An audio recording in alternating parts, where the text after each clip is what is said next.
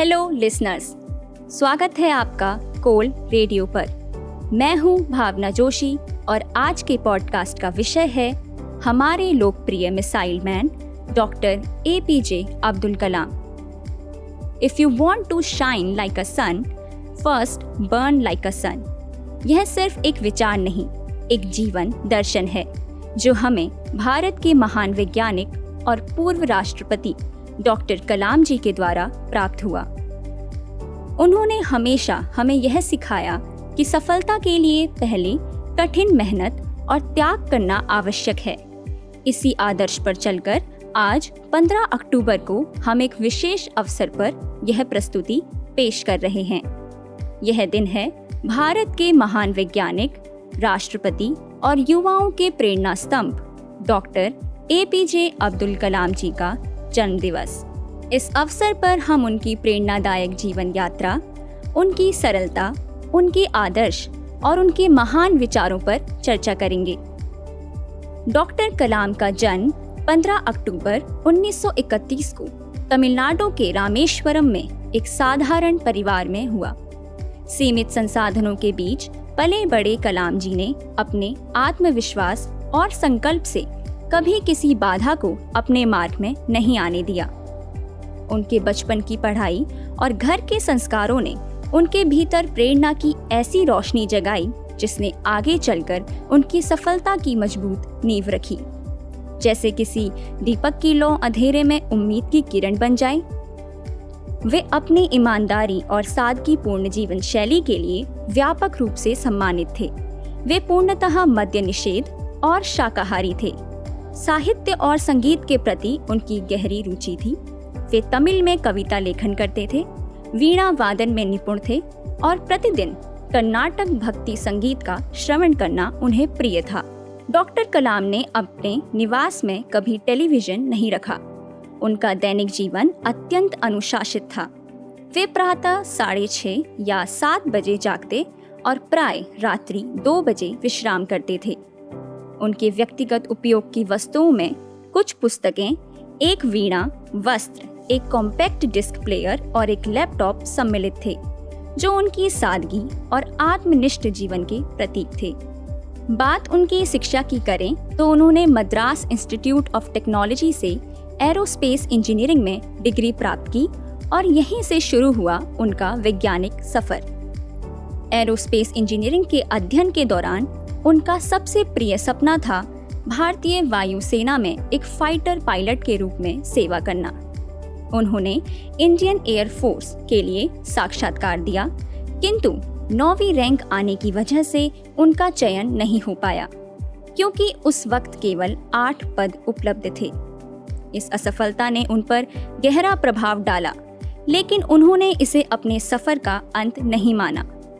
कुछ समय तक एकांत में विचरण करने के बाद उन्होंने यह समझा कि असफलताएं केवल चुनौतियां नहीं हैं, बल्कि अपनी आंतरिक क्षमताओं और नई दिशा खोजने का अवसर भी होती हैं। इसके बाद उन्होंने सन 1958 में रक्षा तकनीकी विकास एवं उत्पादन विभाग DTDP में एक वरिष्ठ वैज्ञानिक सहायक का पद स्वीकार किया और उसे पूर्ण समर्पण और अनुशासन के साथ निभाया। उनकी असल वैज्ञानिक यात्रा की शुरुआत सन 1965 में DRDO से हुई। इसके बाद सन 1969 में उन्होंने इसरो में कार्य करते हुए भारत के पहले सैटेलाइट लॉन्च व्हीकल प्रोजेक्ट में मुख्य भूमिका निभाई। 18 जुलाई सन 1980 को SLV-3 के परियोजना निदेशक के रूप में उन्होंने इसरो में अपना योगदान देकर भारत का पहला उपग्रह प्रक्षेपण किया, जिससे भारत को वैश्विक एरोस्पेस मानचित्र पर एक नई पहचान मिली। मिसाइल विकास कार्यक्रम में भी उनका योगदान अमूल्य रहा।